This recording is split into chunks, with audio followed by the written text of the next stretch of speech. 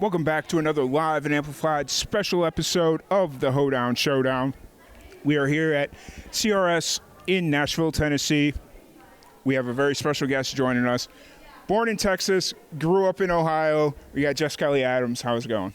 Hey, it's going good. This is my first CRS ever, so I'm taking it all in, and I'm loving it. Nice. And so, how's did you just? Am I your first interview, or You are my third. Third. How's CRS been treating you? It's been great. I've every interview has been everybody that's interviewed has been super nice. So you got big shoes to fill. Okay. All right. That's all good. I'm with it. I am with it. So, you seem very nice. I appreciate that. So you've been in Nashville now, you said 11 years? Almost 11 years in August, yeah. So you've really seen this city go through the good times and the bad times, and I've definitely seen it grow. I just saw a picture of the skyline from 6 years ago, and it was next to the skyline today. Yeah. And I'm like, holy moly. Yeah. I don't know if you've heard people joke around saying it's not Music City anymore, it's Crane City. Right, yeah. It's been 4 years since I've been here, and I'm staying at the same hotel I stayed at last time. Yeah. I didn't even recognize the hotel. You didn't because of the surroundings? Yeah. Like I pulled in and I was like, wait a minute, I swear this was the hotel we stayed at. Mm-hmm. And then for whatever reason, it was just like, escaped me. And then I went into downtown and saw everything going on, and left last night and was like, why is this place so busy? Didn't even know that there was another, like, a big concert going on over by the Predators. Yeah, but that has to be so cool, though, because now there's so much more to do than when you were last here. Yeah. So it's like, okay, I get to experience something new. And Yeah. It makes the decision to stay in Texas right now hard to solidify. Yeah, Nashville it's a great town. It's like, great community of people too. Yeah, I really want to make the move, but I need to find this thing called a job before I do that. So, oh man, that three-letter word. That J-O-B. Like we're doing okay over here with this, but it's not going to be enough to live in Nashville. I'm sorry. Maybe in like Eastern Kentucky or something, but ooh, there you go. But not Nashville. That's not far. It's like 4 or 6 hours. Yeah.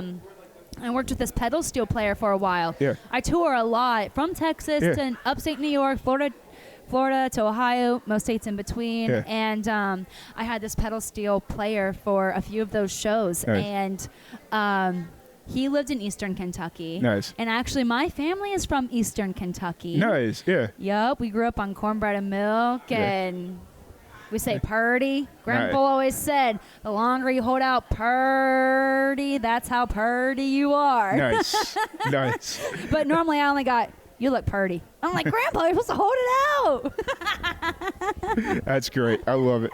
Oh, so growing up in Ohio, like essentially, because you said you were only in Texas for like 6 months after you were born. Yep. So growing up in Ohio, was music kind of always there, or how does music kind of come into play for you? Yeah, music was always there. Grandpa, growing up in Eastern Kentucky, his mom always played the Grand Ole Opry on their dial radio. And he said that you could hear country music just bouncing off the hills through the holler. And so I always saw how much joy country music brought my grandpa, and I wanted to bring my grandpa that much joy. Nice. So I just kind of started singing around the house. Next thing I know, I'm, doing singing competitions at the county fair. And next thing I know, I have a band, and I'm singing everywhere. And now we're here talking with you. Okay. Nice. Yeah. So I've always been curious because I've gone to county fairs and have seen the advertisement for like the various singing competitions. You go, I don't have to explain that one to you, but how does that work? Like I've always tried to figure it out, and nobody can ever really explain to me how a singing competition at the county fair works. Yeah, well, you just sign your name on a piece of paper. Okay. Then when it's your turn, they call you up, and then you sing, and then they have judges, and then they pick the like a top 3 or. Okay. I didn't know if there was like an audition process or if they were going around to like schools, and I didn't quite know how it works. So yeah. Well, sometimes at the county fair that is the audition. Okay. and then you move on to the next round, which would be then in an auditorium or whatever the competition may be. Fair. Awesome. So growing up in Ohio, you had your grandpa, and he was kind of the big motivator. And you said you'd been singing since you were a little kid. Yeah. Was there like a moment that you realized, like, hey, this is not what I should be doing, it's what I need to be doing? Yeah. When I was 13 years old, I was opening for Billy Ray Cyrus and John Michael Montgomery. Nice. And I had a song called Shine, and it talked about not letting the media or magazines, whatever it may be, define who you are or what you see in the mirror. And through it all, just let yourself shine. Yeah. And I had this woman come up to me and say she wished her nephew would have waited a week to hear my song. Yeah. And that was the first realization for me that my purpose on that stage isn't for me at all. It's about my audience and making sure I sing songs that can make an impact on people's lives. Yeah. I love that. You know, just when musicians, obviously telling stories and telling authentic stories are a key proponent to everything, but using their music as an inspirational tool, that's amazing. So well, when you listen to my songs, I say my style of music is grit with grace country. And what that means is, you know, life can be ugly. We all have our struggles, we all have our battles, but what we need to know is if we just keep pushing through that fire, there is a light at the end of the tunnel. And so that's what my songs are about. It's either hopefully inspiring somebody to find their strength or, you know, to realize that they're not alone and that everything will be okay. And my followers, I say, you know, we're all a family. This is a safe place. I want everybody to feel like they belong, that nobody is alone. Because me, myself, I've had a lot of times where I have felt alone. And music and building a community with people, building a trust, a friendship with people has helped me feel less alone. So, yeah, I feel like I'm living out my purpose on that stage. Nice. That's really cool. I'm actually kind of surprised you don't lean a little bit more into like the bluegrass side of things. Being from Eastern Kentucky, I feel like that's the prototypical place for bluegrass. Well, I do have a song coming out. It has banjo in it. Nice. And it comes out in July. I'm doing a duet with somebody pretty cool. I can't say who. Fair. Very fair. Head to my socials. I'll be announcing it in a couple months. Nice. That's really cool. It's, you know, I've grown to... When I started working with bluegrass musicians back in 2017, I just grew so much admiration for the genre and just the musicians in general. Watching the flat pick guitar players and for whatever reason, fiddlers. I don't know. That just impresses me. I haven't been able to figure out how they do what they do, but I know. So that's what Grandpa loved. He loved bluegrass. Nice. So. You mentioned the song in July, and you'll announce that as it kind of comes closer. Do you have anything coming out before then, or is that Yep, I'm about to release a song called More Than Home. It's coming out on March 29th. Okay. And it's kind of just like a love song to home, saying, you know, I guess I had to move to Nashville to realize that home is always where my heart is. But I just released a song called Hold On To Me. Yep. We had a music video come out for it. I'm actually behind a race car driving with like 5 or 6 other like professional drivers in the video. And it was so fun to make. I'm working with Dean Sams of Lone Star, and he even brought his Lone Star's bus for me to use as a green room. Nice. We got the track. It was a Highland Rim Speedway. That track was donated to us thanks to Tony Chambers. He's a driver, and also what's really cool about Tony is his car that I'm racing in. It has DSAMT on the side of the car, and what that is Down Syndrome Association of Middle Tennessee. Oh, wow. So when that car wins a race, he donates his winnings to that organization. That's awesome. And just who I am, I always want to spread the message of loving everybody for who they are, you know, what makes everybody uniquely them. And so just that organization being a part of this video in a little way is huge for me, and it's just the cherry on top. Nice. That's really cool that you actually raced the car and didn't green screen it or anything like that. Oh, and everybody thinks this part was a green screen. I'm standing in the middle of the track, and then the cars start racing by me. Yeah, I'm like, if Britney Spears can get in a cage with a tiger, Fair. I can get in the middle of this track and let the cars run by me. Now, so because I do pay attention a little bit to racing, what kind of cars were they? Were they like stock cars or? Bro, for people who can't see my face like right now, I'm like, I have no idea. Oh yeah, fair enough. Fair enough. Cool. They had numbers on the side. Fair enough. I just had to ask. I was like, yeah, I pay attention a little bit, but so. No, it's cool. So making that music video, is that something that you find is important to a musician? Is making sure all your songs have music videos, or is that something that you just like to do when the time is right? Not all of them. Okay. Not all songs need to have a music video, but ones that you really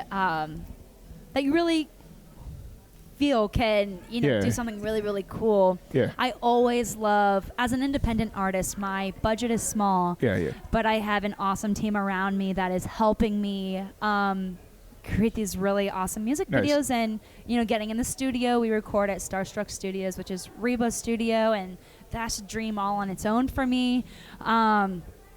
But if I am able to see like a really cool vision in my mind on how to bring this song to life on camera, I'm like, how can we make this work? Can we try and figure this out? And Dean, my producer, and his son Bryson Sams with Tape Slate Productions, they are incredibly instrumental in making a lot of my visions come to life. I can't say enough great things about the two of them. That's cool. That's really cool. It's always good to have a good team around you, especially. It's very important. Especially like a good video team, because nowadays with cell phones the way they are, everybody thinks that they're a video producer, and it's like, no, there's still some skill to it that you need to. There's a lot of skill. Sometimes I'm like, oh, I can do this, and then I give it a try, and I'm like, okay, here you go, Bryson. Can you help me?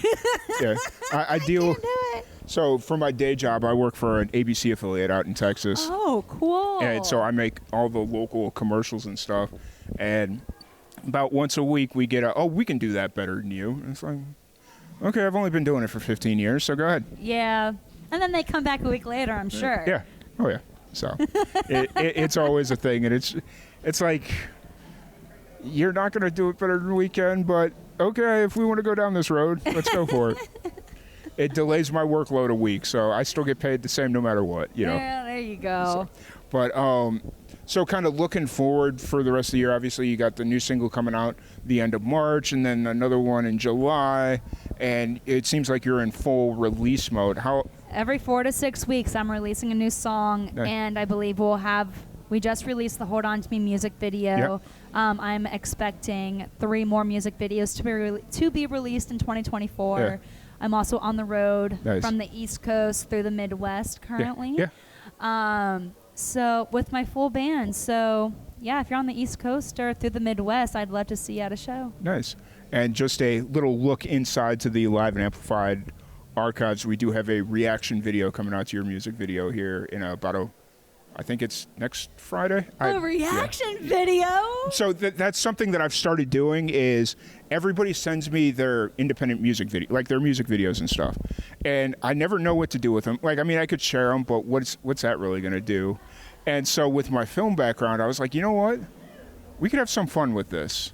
And so, I just started doing reaction videos. It's not quite where I want it to be, because I'm trying to build out like a character where I become a staunch music video purist. Yeah. But I'm a little afraid to bring in like new beginner musicians and critique their music, like, because it's going to be helpful, but it'll be funny and kind of entertaining in its own right. Oh, I'm so excited. But so I'm still trying to figure it all out, but in the meantime, it's just me, and it's like when I see critiques or whatnot, I kind of throw it in there. So my goodness. So I can't wait for that. That'll be out next week. I'm excited for it. Yeah. OMG. You'll have to tag me. Oh, yes. Please tag me. I'm so pumped. But once again, if anybody wants to check out your music videos, shows, all that fun stuff, where can they find you? Yep. My website is www.Kellie, Kellie, Adams.com. And then Instagram, Facebook, TikTok, YouTube. It's all at Jess Kellie Adams. Nice. You can find me there. Shoot me a message.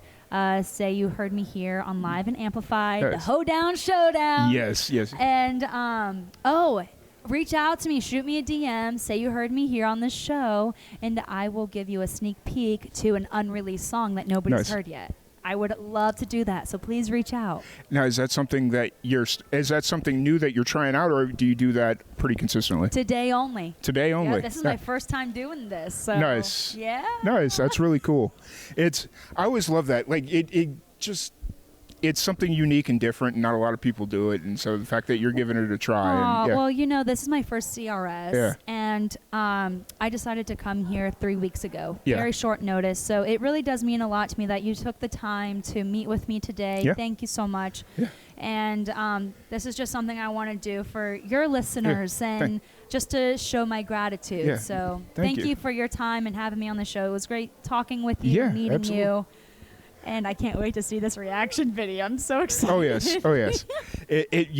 And once you watch it, you'll kind of hopefully watch it in a year or two when I finally got the final form kind of figured out. And it's going to be an interesting ride. So Yay. I'm ready for it. But once again, thank you so much for joining us. I really appreciate it. Before we wrap this up, though, what's one thing that you miss about Ohio that you just can't get here in Nashville? Miss about Ohio?